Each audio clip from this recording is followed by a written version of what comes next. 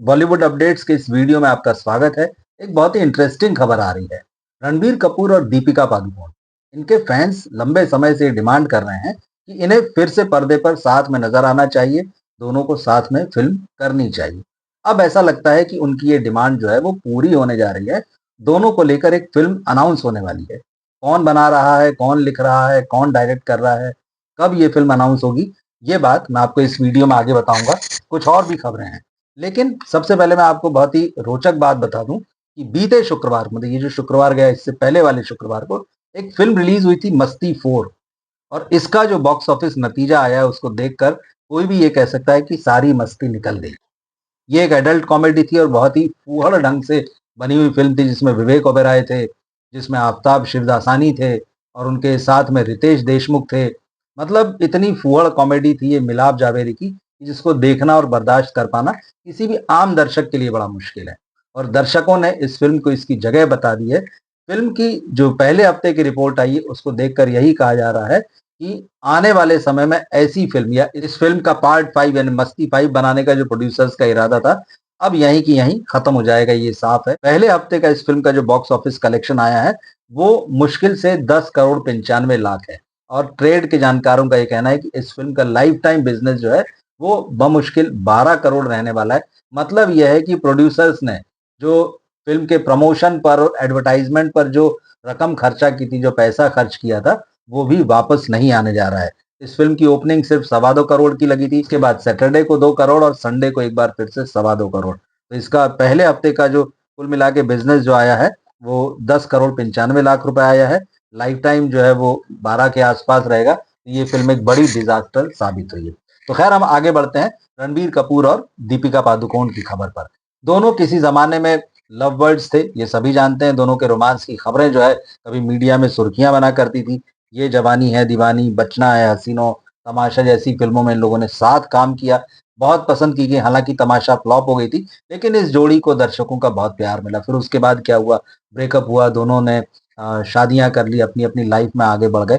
मगर फैंस जो हैं उनका दिल जो है मानता नहीं और वो हमेशा कुछ ना कुछ डिमांड करते हैं। और उनकी ये डिमांड लंबे समय से थी कि दोनों को फिर से पर्दे पर नजर आना चाहिए। तो अब ये खबर आ रही है कि 1956 में आई राज कपूर की फिल्म, राज कपूर और नरगिस थे, जिसमें आर के बैनर्स ने जिसे बनाया था, जिसका नाम था चोरी चोरी, बड़ी हिट फिल्म थी। इस फिल्म का रीमेक होने जा रहा है और इस फिल्म में रणबीर कपूर और दीपिका पादुकोण साथ नजर आएंगे। अयान मुखर्जी इस फिल्म को डायरेक्ट करने वाले हैं, वही इस फिल्म की स्क्रिप्ट जो है लिख रहे हैं। अब खबर यह है कि 14 दिसंबर को इस फिल्म का अनाउंसमेंट हो सकता है।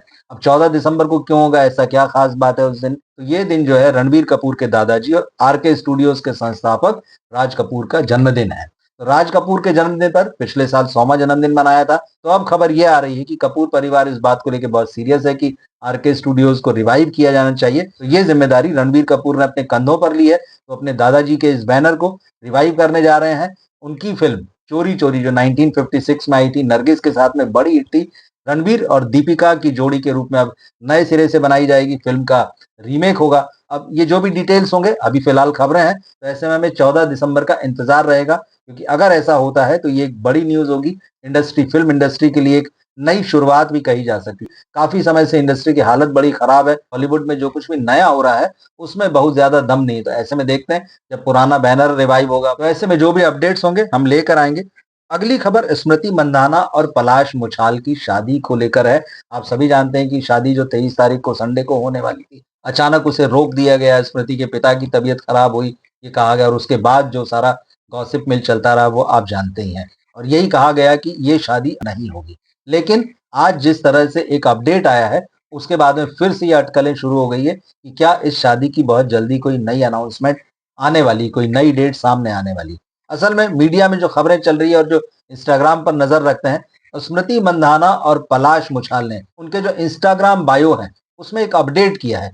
दोनों ने जो नजर वाली इमोजी होती है वो लगाई है। तो इसके बाद ये कहा जा रहा है जब दोनों सिमिलर इमोजी लगा रहे हैं तो कहीं इसका ये मतलब तो नहीं है कि उनको ऐसा लगता हो कि उनके प्यार को, उनकी शादी को किसी की नजर लग गई है। क्योंकि बड़ा ग्रैंड इवेंट कर रहे थे शादी से पहले, जिस तरह से संगीत सेरेमनी, हल्दी और जो भी रस्में होती हैं, बड़े शानदार उसके वीडियो आ रहे थे, बहुत म्यूजिकल वीडियो आ रहे थे जिसमें दोनों की फैमिली और ये दोनों जो है बहुत नाचते गाते खुश नजर आ रहे थे। तो क्या अब इन्हें ऐसा लगता है कि हमारे प्यार को नजर लग गई है?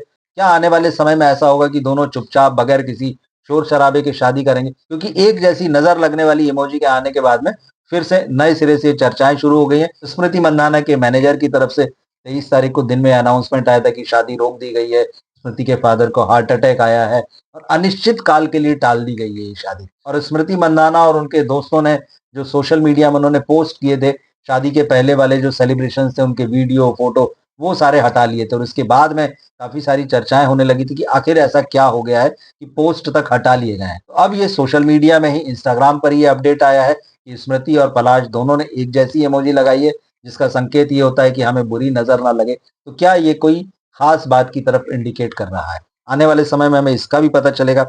आज की आखिरी खबर जो है, वो फ़िल्म धुरंधर से जुड़ी हुई है।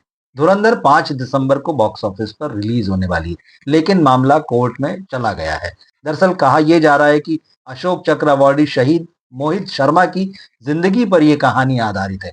उन्होंने आतंकवादियों के खिलाफ, पाकिस्तानी आतंकवादियों के खिलाफ जिस तरह से ऑपरेशन चलाए और एक मुठभेड़ में वो मारे भी गए थे, शहीद हो गए थे, उनकी जिंदगी से प्रेरित होकर ये उनके जीवन की जो घटनाएं हैं, उनको लेकर ये फिल्म बनाई गई है। तो अब शहीद मोहित शर्मा के पेरेंट्स दिल्ली हाई कोर्ट में पहुंचे और उन्होंने इस फिल्म पर रोक लगाने की मांग की। उनका कहना है कि उनके बेटे के जीवन से इंस्पायर्ड घटनाओं पर ये फिल्म आधारित है या उसकी बायोपिक आधारित है, यह अभी पूरी तरह पता नहीं।